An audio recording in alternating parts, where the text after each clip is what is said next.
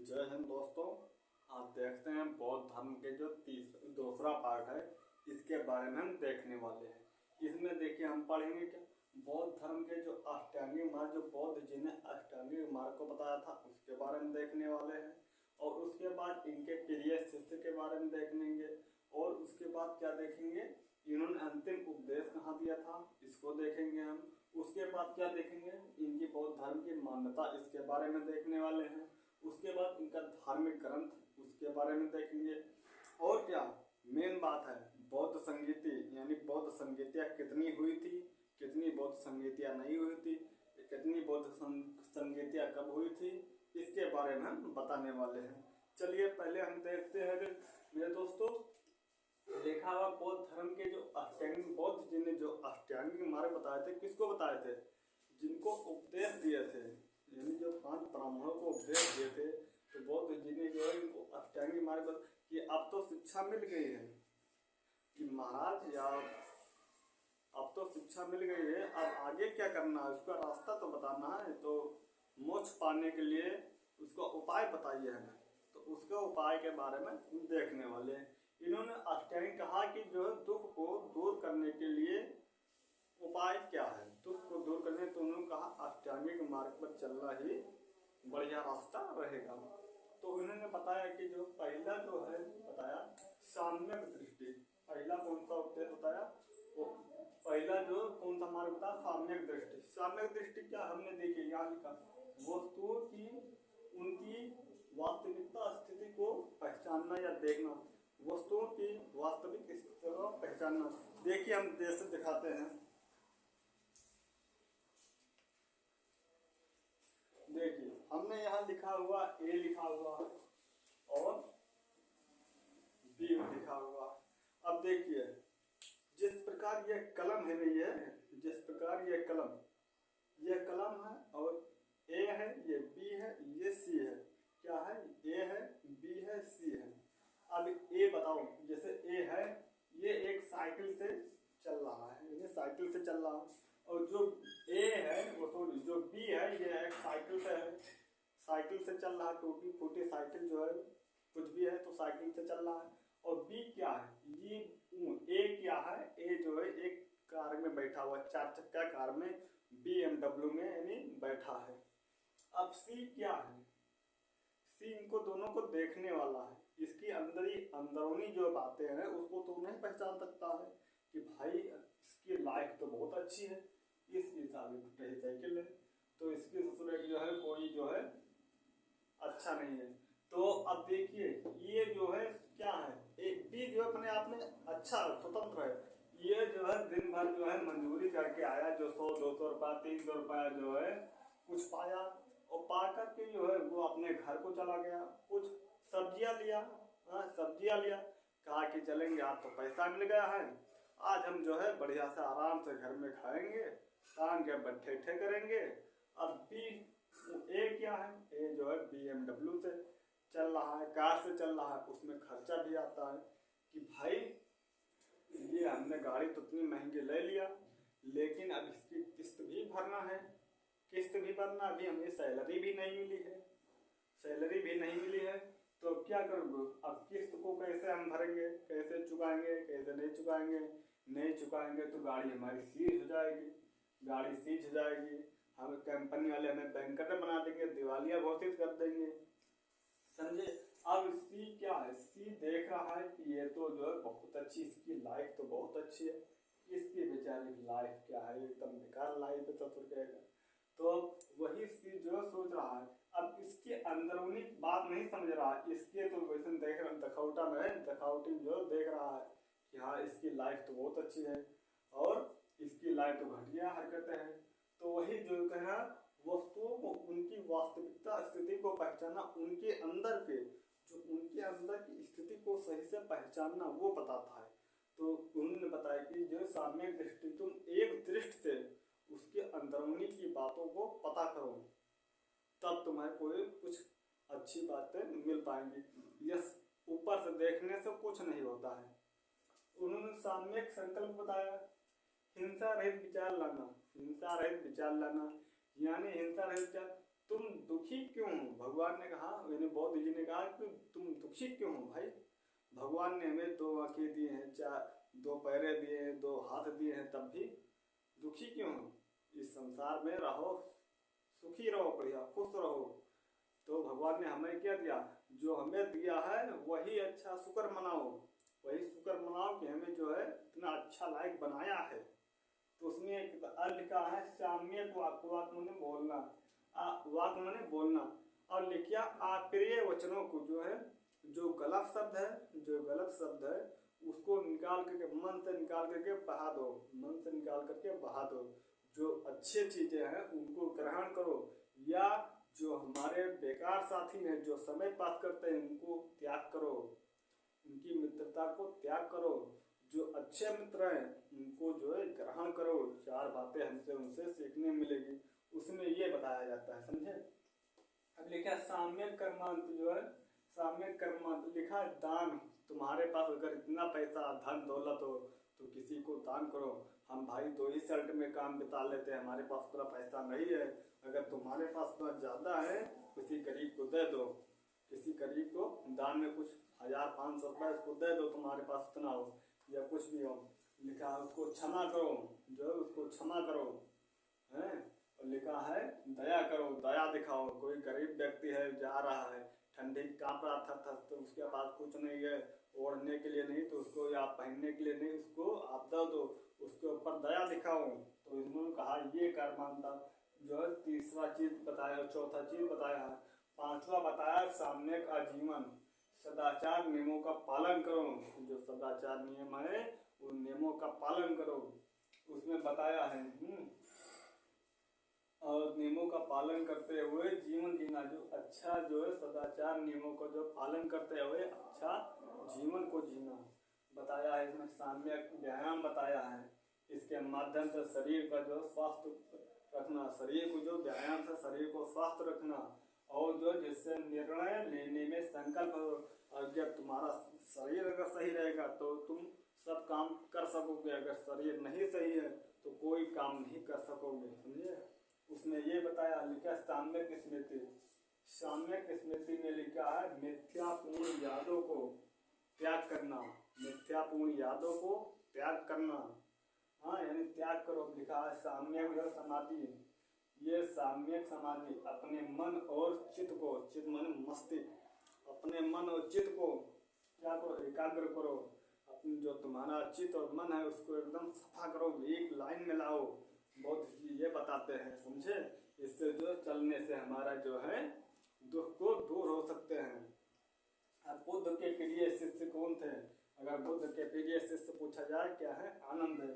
अगर इनके जो प्रिय शिष्य पूछा जाए क्या है, बुद्ध के जो है वो प्रिय शिष्य ये नहीं है, कौन है? आनंद है। क्या है? और बुद्ध की यानी पहली महिला शिष्या कौन है? बौद्ध जी की जो पहली महिला शिष्या कौन है? गौतमी है। कौन है? गौतमी है। अगर देखिए बौद्ध धर्म जो सर्वाधिक प्रचार कहाँ पर किए थे? श्रावस्ती में किए थे। कहाँ पर? बौद्ध जी जो है सर्वाधिक प्रचार कहाँ? श्रावस्ती में किए थे। हाँ, अब अगर हम उधर जैन धर्म में देखें, जैन धर्म में सर्वाधिक प्रचार जो है महावीर स्वामी ने कहाँ किए थे? मथुरा में किए थे। कहाँ पर? मथुरा में किए थे, समझे। अब देखिए ये अंतिम उपदेश जो है, अंतिम उपदेश जो बौद्ध जी ने अंतिम उपदेश किसको दिया था? पहला उपदेश 5 ब्राह्मणों को दिया था। पहला उपदेश जो है 5 ब्राह्मणों को दिया था। अंतिम उपदेश किसको दिया था? ये सुदत्त या सुभद्र लिखा जाता, सुदत्त नाम था या सुभद्र जो है इनको कहा जाता। जो अंतिम उपदेश इनको देते हैं, समझे। उसी प्रकार हम देखते हैं बौद्ध धर्म की जो मान्यता है, जो बौद्ध धर्म जो ये कौन कौन चीज मानते हैं, क्या चीज नहीं मानते हैं, इसके बारे में। जो बौद्ध धर्म में जो आत्मा हो गया, आत्मा भटक रही है, हाँ ईश्वर, ईश्वर, हाँ हिंसा, हिंसा क्रोध वाले जो तगड़े आदमी होते हैं वो हिंसा से बात करते हैं, समझे। अहिंसा वाले जो पिलपले से जो होते हैं, जो कमजोर लोग होते हैं वो अहिंसा से बात करते हैं, समझे। अब हिंसा, वर्ण व्यवस्था, वर्ण व्यवस्था, बलि प्रथा, इन सब चीज को आत्मा हो गया, ईश्वर हो गया, और क्या हिंसा हो गया, वर्ण व्यवस्था हो गया, बलि प्रथा हो गया, इस सब चीज को जो बौद्ध जी नहीं मानते थे। कहता ये सब बेकार चीज है, इसको हटाओ, ये हम नहीं मानते हैं। अब पुनर्जन्म हो गया, कर्मकांड हो गया, और अहिंसा, अहिंसा मतलब जो है प्रेम से बोले अहिंसा। गांधी जी इसी मार्ग पर चलते थे, अहिंसा मार्ग पर चलते थे। गांधी जी जो है अहिंसा मार्ग पर चलते थे। और जो सुभाष चंद्र बोस थे, चंद्रशेखर आजाद थे, राजगुरु से ये सब लोग जो है, सरदार भगत सिंह, ये जो है हिंसा को मानते थे, हिंसा को मानते थे। जो है गांधी जो अहिंसा को मानते। धार्मिक ग्रंथ क्या है इनका? जो धार्मिक ग्रंथ है हमने मिटाई जातक है। क्या है इनका धार्मिक ग्रंथ का क्या नाम है? जातक। जातक है इनका धार्मिक ग्रंथ। क्या? जातक। जातक या एक धार्मिक ग्रंथ है इनका, बौद्ध धर्म का यही धार्मिक ग्रंथ है जातक। इनकी संख्या कितनी? जातक धर्मों की जो है इनकी संख्या जो कहीं कहीं मिलता है 543। क्या है? 547 है, कहीं कहीं 547 मिलता है। अगर 47 नहीं है तो 550 करना है, 550 करना। इनको जो है इसमें जो जातक में बौद्ध धर्म के जन्मों का पूछोगे, बौद्ध धर्म इसमें जातक में क्या कहा गया? जातक में जो बौद्ध धर्म के जन्मों का उल्लेख है, यानी इनका जन्म कहाँ हुआ, मृत्यु कहाँ हुआ, तो वो चीज है इनका। और पिटक जो है, पिटकों की संख्या, पिटक जो है, पिटक इनके पुस्तक है, बौद्ध जी की जो पुस्तक है उसका नाम पिटक। पुस्तक का नाम क्या है? पिटक। पिटक की संख्या कितनी है? 3 है। इसे त्रिपिटक कहा जाता है। पिटक की संख्या 3 है, इसीलिए जो है इसको त्रिपिटक कहा जाता है। क्या? त्रिपिटक। पहला शुद्ध पिटक, दूसरा विनय पिटक, तीसरा अभिधम्म पिटक। विनय पिटक क्या है? वो शुद्ध पिटक। क्या? शुद्ध पिटक इसको उपाली ने लिखा। किसने लिखा है? शुद्ध पिटक को किसने लिखा? उपाली ने लिखा। जो विनय पिटक है इसको आनंद ने लिखा। किसने लिखा है? विनय पिटक को आनंद ने लिखा। और तीसरा जो है अभिधम्म पिटक। अभिधम्म पिटक जो माखलीपुर तिन्या ने लिखा। माखलीपुर तिन्या ने लिखा। और जो इनकी कथा वस्तु जो है, कथा वस्तु किसने लिखा? हीनयान की है। किसकी पुस्तक है? हीनयान की पुस्तक है। यह तो पुस्तक है। ललित विस्तार किसकी पुस्तक है? महायान की पुस्तक। ललित विस्तार किसकी है? महायान की। हीनयान, हीनयान में कौन सी कथा वस्तु है? और महायान में ललित विस्तार। बुद्ध चरित अष्टघोष ने लिखा। बुद्ध चरित को किसने लिखा? अष्टघोष ने लिखा। इसको बौद्ध धर्म का रामायण कहते हैं। जो बौद्ध चरित है इसको बौद्ध धर्म का रामायण कहा जाता है। कब लिखा गया है? कुषाण काल में लिखा गया। कब लिखा? कुषाण डायनेस्टी में लिखा गया। समझे? उसके बाद जो है अगर हम बौद्ध संगीति जो है बारे में देख लेते हैं, यानी भगवान बुद्ध की मृत्यु कब हुई थी? 483 ईसा पूर्व में हुई थी। कब हुई थी? 483 ईसा पूर्व में हुई थी। समझे? कहाँ पर हुई? कुशीनगर में इनका महापरिनिर्वाण हुआ था। महापरिनिर्वाण इसका अर्थ होता है दीपक बुझना, या दीपक बुझने का अर्थ क्या था? महापरिनिर्वाण होता है। समझे? बौद्ध संगीति की बात देख लेते हैं। देखिए बौद्ध संगीति 4 नहीं बल्कि 6 हुई थी। समझे? बौद्ध संगीति सब जहाँ आपको 4 ही मिलेगा। 4 नहीं बल्कि 6 हुई थी बौद्ध संगीतियाँ। समझे? तो 4 ये बौद्ध संगीति और 2 बौद्ध संगीतियाँ जो होती है वो हर्षवर्धन के शासन काल में होती है। एक कन्नौज होती है, एक वाराणसी में होती है। समझे? जब दूसरी जो बौद्ध संगीति हुई थी वाराणसी में, उसी समय जो है भारत में हिंगसांग जो आया था। उसके बारे में बाद में देखूंगा। देखिए जो पहली बौद्ध संगीति हुई थी 483 ईसा पूर्व में होती है। उस समय भगवान बुद्ध की मृत्यु हो गई थी। समझे? तो वही जो 483 उसके अध्यक्ष कौन थे? जो बौद्ध संगीति हुई थी पहले अध्यक्ष कौन थे? महाकश्यप थे।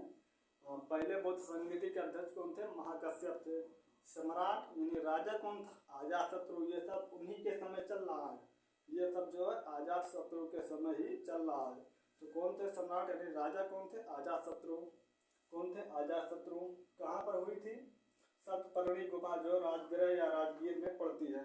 दूसरी बौद्ध संगीति किसके समय हुई थी? कालाशोक के समय हुई थी। समझे?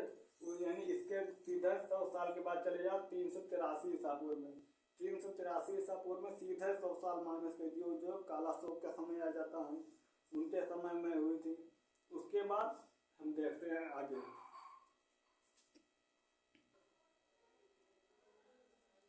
चलिए अब देखते हैं जो दूसरी बौद्ध संगीति कब होती है।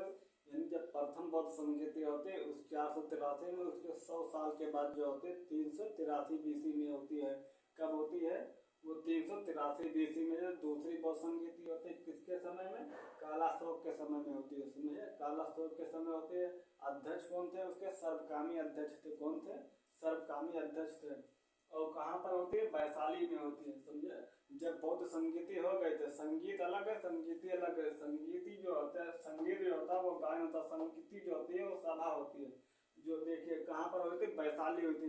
दूसरी बौद्ध संगीति कब हुई थी, वैशाली में हुई थी। कहाँ पर, वो कहाँ पर हुई थी, वैशाली में हुई थी। कब हुई थी, 383 BC। पहली जो है 483 में, दूसरी 383 BC में। उसके सीधे 100 साल के बाद उसमें सब घड़ा जो जब वैशाली में हुई थी, जब बौद्ध संगीति खत्म हो गई, तो इन्होंने कालाशोक ने कहा कि ऐसा है कि अब यहाँ राजधानी करना ठीक नहीं है, ऐसा करो इसको राजधानी उठाओ, पुरानी जगह पर ले चलो। कहाँ पर ले गए, फिर राजगृह में उन्होंने राजधानी बनवाया। उन्होंने जो किला को जो चारों ओर से जो इसको घिरवा दिया था, जो उनका किला था राजगृह को, उसको चारों ओर से जो है दीवालों से घिरवा दिया था, बड़ी बड़ी दीवालों से जो घिरवा दिया था, समझे। अब तीसरी बौद्ध संगीति कब होती है, 252 में होती। कब होती है, 252 BC में। किस उसके अध्यक्ष कौन थे, माकलीपुत्र तृतीय थे।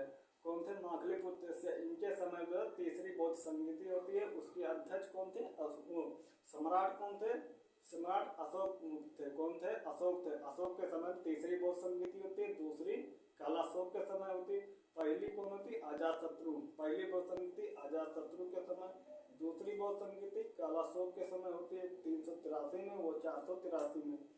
और तीसरी जो है अशोक के समय होती, कब हुई, 252 BC में हुई। तीसरी बौद्ध संगीति 252 में होती है। किसके समय, अशोक के समय होती है। कहाँ पर होती है, पाटली में होती है। कहाँ पर, पाटली में होती है, समझे। चौथी बौद्ध संगीति ये 98 BC में होती है। कब होती है, 98 BC नहीं, ईस्वी में होती है। कब होता है, जब BC और काम खत्म हुआ, अब यहाँ क्या चल गया, ईस्वी चल गया। ये 98 ईस्वी में चौथी बौद्ध संगीति होती है। उसके अध्यक्ष कौन थे, वसुमित्र थे। कौन थे, अध्यक्ष जो है वसुमित्र थे।